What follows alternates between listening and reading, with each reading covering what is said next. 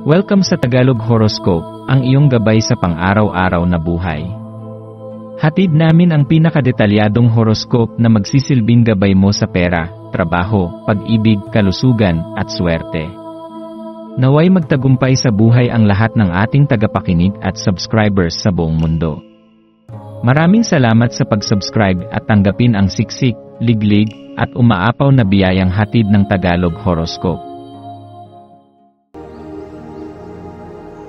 Ito ang iyong pang-araw-araw na horoscope para sa Virgo para sa Marso 4, 2025.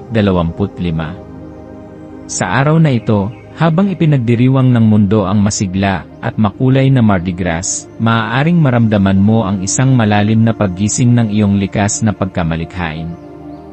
Ang enerhiya ng araw ay sumasabay sa likas na katangian ng iyong pagiging isang earth sign, na nagtutulak sa iyo upang hanapin ang balanse at katatagan sa gitna ng kagalakan at kasayahan.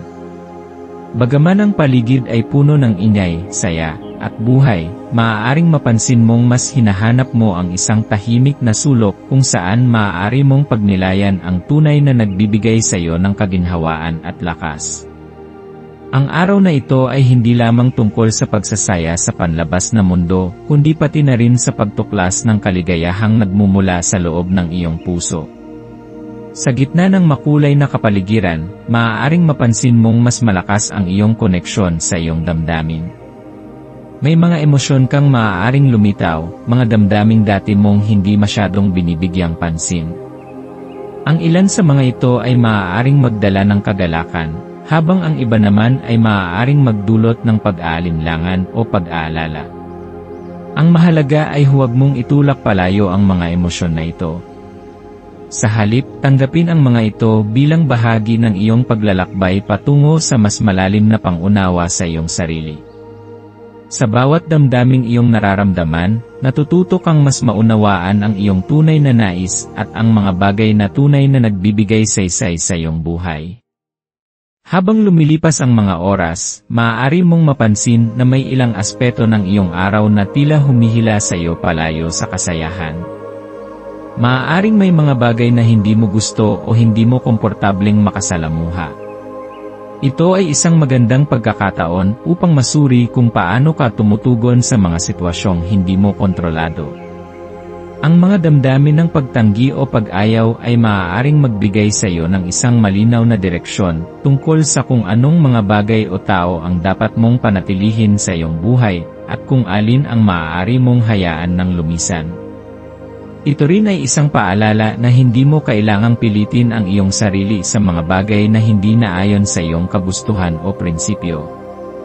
Ang araw na ito ay isang magandang panahon upang pagnilayan ang pagpapatawad, hindi lamang sa iba kundi lalo na sa iyong sarili.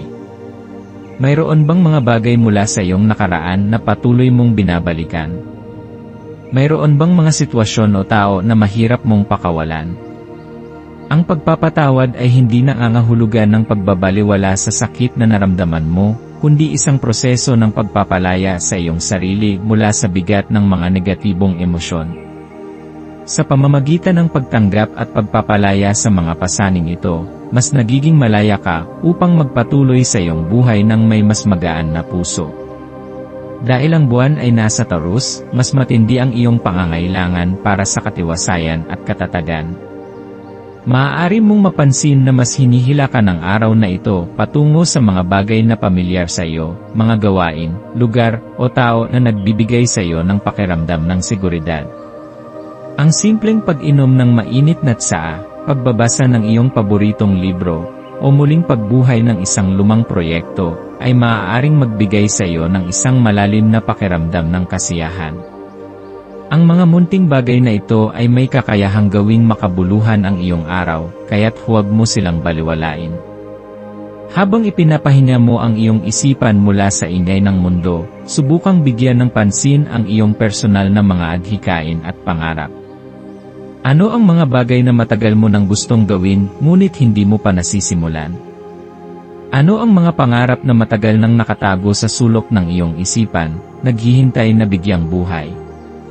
Ang araw na ito ay maaaring maging isang magandang pagkakataon upang muling balikan ang iyong mga pangarap at simulan ang mga unang hakbang patungo sa kanilang katuparan. Sa aspeto ng pag-ibig, ang araw na ito ay maaaring magdala ng mas malalim na koneksyon sa iyong relasyon, kung ikaw ay nasa isang matibay na pagsasama. Ang isang simpleng pag-uusap mula sa puso ay maaaring magbigay ng bagong sigla sa inyong relasyon, lalo na kung may mga hindi malinaw na bagay na kailangang pag-usapan. Kung ikaw naman ay single, maaaring may isang bagong tao na lilitaw sa iyong buhay na magpapakilig sa iyo sa paraang hindi mo inaasahan. Huwag matakot na buksan ang iyong puso, ngunit tandaan na ang tunay na pag-ibig ay nangangailangan ng panahon upang lumago. Sa usaping propesyonal, maaaring dumating ang isang pagkakataon upang ipakita ang iyong dedikasyon at kasipagan. Ang iyong pagiging masinop at mapanuri sa detalye ay maaaring magdulot ng positibong impresyon sa iyong mga kasamahan o kliyente. Kung ikaw ay may nais na ipresenta o ipahayag sa iyong larangan, ito ang tamang araw upang gawin ito. Sa usaping pananalapi, maaaring makatulong ang pagiging maingat sa paggastos. Subukang pag-aralan ang iyong mga gastusin at tingnan kung paano mo mas mapapabuti ang iyong pinansyal na seguridad. Ang iyong maswerteng kulay para sa araw na ito ay berde at kayumanggi. Ang berde ay sumisimbolo ng kasaganahan at balanse, habang ang kayumanggi ay nagdadala ng enerhiya ng katatagan at seguridad. Subukang isuot ang mga kulay na ito o magkaroon ng bagay na may ganitong kulay upang mapanatili ang positibong enerhiya sa iyong araw. Ang iyong maswerteng numero ay 3, 9 at 16. Ang 3 ay kumakatawan sa komunikasyon at ekspresyon ng sarili. Ang 9 ay nagdadala ng enerhiya ng espiritualidad at paglago, habang ang 16 ay sumisimbolo ng mga pagbabago at bagong simula. Upang mapanatili ang balanse sa iyong araw, subukang gawin ang isang bagay na nagpapasaya sa iyo nang walang iniisip na obligasyon. Maaari itong isang simpleng paglalakad sa parke, panonood ng pelikulang matagal mo nang gustong mapanood, o pagsusulat ng iyong mga saloobin sa isang journal. Ang ganitong uri ng self-care ay isang mahalagang bahagi ng iyong emosyonal at mental na kalusugan. Sa pagtatapos ng araw, alalahanin mong hindi mo kailangang sumabay sa bilis ng mundo upang masabing nagtatagumpay ka. Minsan, ang tunay na tagumpay ay matatagpuan sa katahimikan, sa mga simpleng sandali ng kasiyahan, at sa kakayahang tanggapin ang sarili ng buo. Patuloy kang lumalago, at bawat araw ay isang bagong pagkakataon upang maging mas mabuti, mas malakas, at mas masaya. Yakapin ang kagandahan ng kasalukuyang sandali, at huwag kalimutang ipagdiwang ang bawat maliit na tagumpay sa iyong buhay.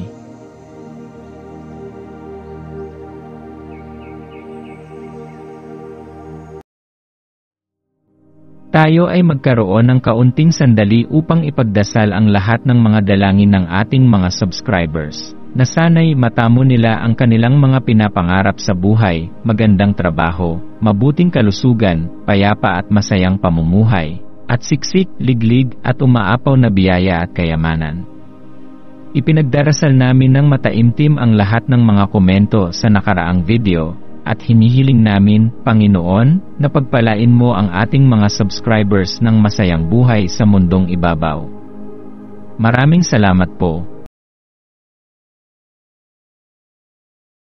Maaari kayong mag-subscribe sa aming channel na Daily Prayer, kung saan nag-a-upload kami ng pang-araw-araw na Catholic Gospel Readings, Reflections, at Daily Rosary Reading para sa lahat ng misteryo ng araw. Tulungan ninyo kaming buuin ang community na ito at mag-subscribe na. Ang link ay nasa description box. Maraming salamat sa panonood ng iyong horoscope ngayon araw. Naway gabayan ka ng mga bituin sa iyong landas. Huwag kalimutang mag-like, share, at subscribe para sa iba pang cosmic na kaalaman. Hanggang sa muli, manatiling konektado sa universo.